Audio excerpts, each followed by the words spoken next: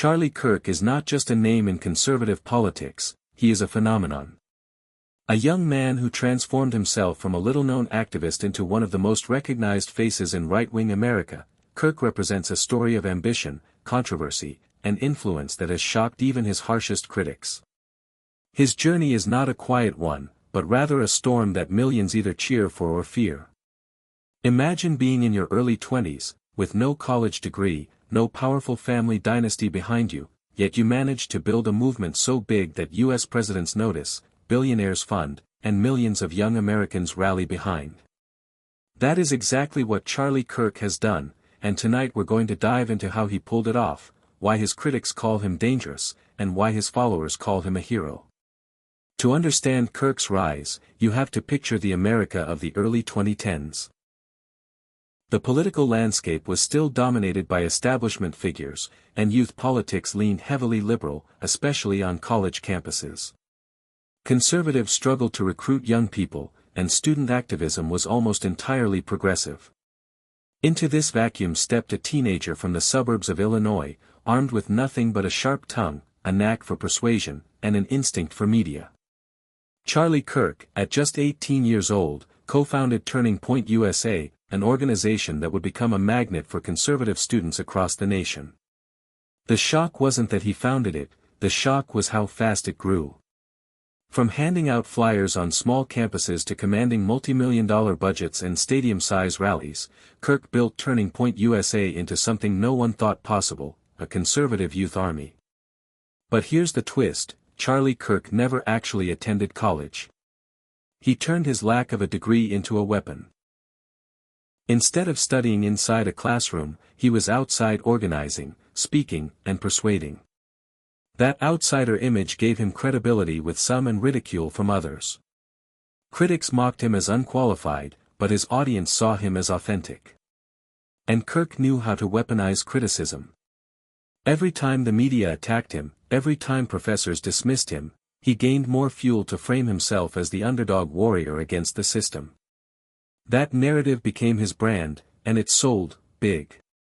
By the 2016 election, Kirk was no longer a small-time activist. He was in the rooms with power players. He openly embraced Donald Trump when many conservative elites were still nervous about him. While seasoned Republicans doubted Trump's rise, Kirk saw an opportunity. He tied his young movement directly to Trumpism, positioning Turning Point USA as the youth wing of the populist revolution. This was not a cautious move.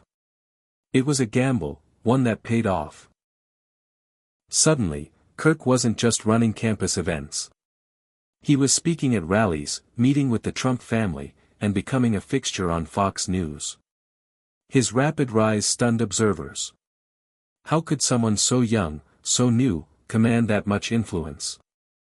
The answer: Kirk understood something his critics didn't. He knew how to make politics entertaining. When Kirk speaks, he doesn't drown people in policy jargon. He throws fire. He frames debates as battles of good versus evil, freedom versus tyranny, America versus chaos. His speeches are not calm lectures, they are designed to electrify. For his fans, this makes him thrilling. For his critics, this makes him dangerous. They accuse him of spreading disinformation, of exaggerating, of fueling division. But that controversy is exactly why people keep watching. Whether you love him or hate him, you cannot ignore him. That is the secret of his influence. Kirk's rallies often look more like concerts than political meetings. There are lights, music, chants, and social media buzz. Young people show up not just for politics, but for community. He gives them slogans, merchandise, and memes that feel like belonging. This is where his genius lies. He turned politics into lifestyle branding. For many students, being part of Turning Point isn't just about voting Republican, it's about identity. It's about standing against the mainstream narrative, about feeling rebellious, about being part of something bigger. That emotional appeal is something traditional conservatives failed to deliver, and Kirk filled the gap. But with influence comes backlash, and Charlie Kirk has faced plenty of it. Left-wing organizations have called him a propagandist. Journalists have accused him of misleading youth. College activists have protested his events, sometimes shutting them down. Yet each controversy only feeds his movement more. When protesters shout him down, Kirk frames it as proof that free speech is under attack. When mainstream media criticizes him, he calls it validation that the establishment fears him. In this sense, his opponents unintentionally become his biggest advertisers. The most shocking part of Kirk's story is how he turned social media into his battlefield. He mastered Twitter, Instagram, YouTube, and podcasts, reaching millions directly. He doesn't wait for mainstream networks to invite him, he broadcasts straight to his base. And his style is unapologetic. He'll make bold claims, spark outrage, and then double down. This approach keeps him trending, keeps him viral, keeps him relevant. Even when fact-checkers slam him, the algorithm rewards the engagement. It's a cycle that keeps his name constantly in the headlines. By the time Trump left office, many thought Kirk's influence would fade. But instead, he doubled down. He expanded Turning Point into media, faith-based movements, and even events resembling political festivals. His reach spread beyond campuses into churches and communities, blending politics with culture and religion. Some see this as dangerous politicization of faith, while others see it as a revival of traditional values. Either way, it shows Kirk is not content with being just a student organizer, he wants to shape the entire culture. His critics argue that he manipulates young people, that he reduces complex issues into black and white battles. They say his style fuels polarization, and that his influence is more spectacle than substance.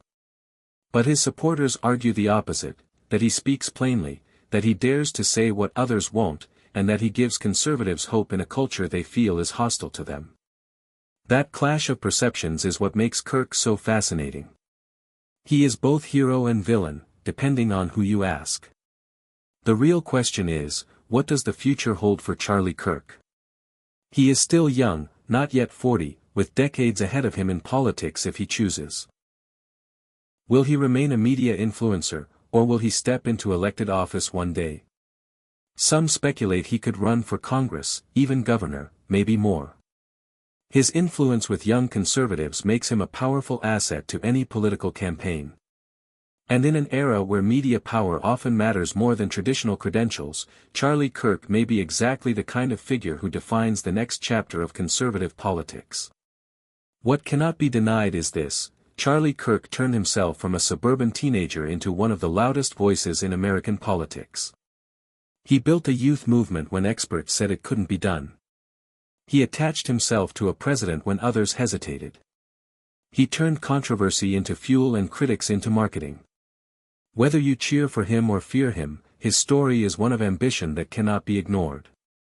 In a nation increasingly divided, Charlie Kirk has positioned himself not as a bridge builder, but as a warrior for his side.